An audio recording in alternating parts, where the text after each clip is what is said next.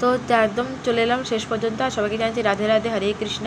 তো ভিডিওটা আজ স্টার্ট করলাম। এখানে যে গাছটা দেখতে পাচ্ছি, এখানে কৃষ্ণ কিন্তু গাছের উপর বসে বাঁশির সুর বা বাঁশি বাজাতো, সেই সুর নাকি আজও শোনা যায়।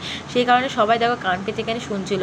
আমিও শোনার চেষ্টা করেছি, কিন্তু মিথ্যা তো বলবো না, আমি না শুনতে পাইনি। একটা ফু মতন আওয়াজ পেয়েছি, মামি কিন্তু খুব সুন্দর আওয়াজ পেয়েছে।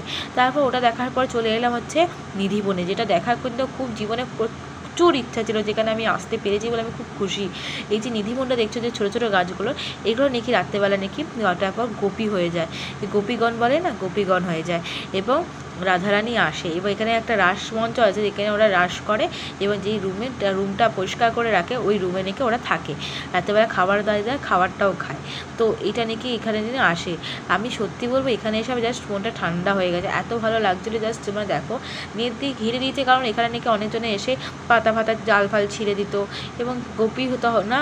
আমরা তো জেনে বুঝে কেন কিছু করতে পারবো না, সব গোপীদের তো কষ্ট হয় না, কি বলবো আর বলো তো, কিছু তো বলার নেই। আর এই দেখতে পাচ্ছ বাদরগুলো কি বদমাশি করছে এখানে দাঁড়িয়ে, কারো চুড়ি ভেঙে দিচ্ছে, কারো চশমা নিয়ে নিয়েছে। আমি সেদিকে একজন চশমা নিয়ে নিয়েছে। এখানে দেখতে পাচ্ছি কতটা নিচে গিয়ে একটা কুয়ো, এখানে নাকি রাধারানী স্নান করতো মনে হয়, আমি ঠিক জানি না গল্পটা, তোমরা যদি জেনে থাকো অবশ্যই জানিও। এই ভেতরে ভেতরে গাছগুলোকে সত্যিও এত ভালো লাগে, এইগুলো সবই কিন্তু গোপী হয়ে যায় রাত্রেবেলা। তো সবাইকে প্রণাম করলাম, করার পর এখানে ভেতরে ভিডিও করতে দেওয়া নেই বলে করতে পারিনি, আই এম সো সরি। তো দেখতেই পাচ্ছ বেরিয়ে এসেছি, ভেতরটা দেখে আসার পর এই জায়গাটা দেখতে পাচ্ছ, পিপিকে একটুখানি ফটো তুলে দিচ্ছিলাম, একটু ভিডিও করে দিলাম। এখানে আরও সুন্দর সুন্দর জায়গা হচ্ছে, দেখতেই পাচ্ছ রাধাকৃষ্ণ সবার মূর্তি।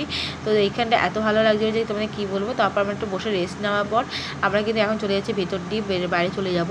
তো ভেতরে ঢুকে পড়লাম, দেখতে পাচ্ছি এখানে একটা মন্দির, এটা হচ্ছে তোমার সোনার তাল গাছ। সোনার তাল গাছে এসে গেলাম, দেখতে পাচ্ছ সোনার তাল গাছটা এইটা।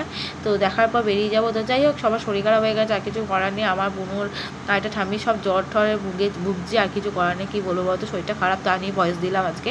ভিডিওটা কেমন অবশ্যই কমেন্টে জানিয়ে, ভিডিওটা ভালো লাগলে অবশ্যই লাইক কমেন্ট সাবস্ক্রাইব ফলো করে দিও।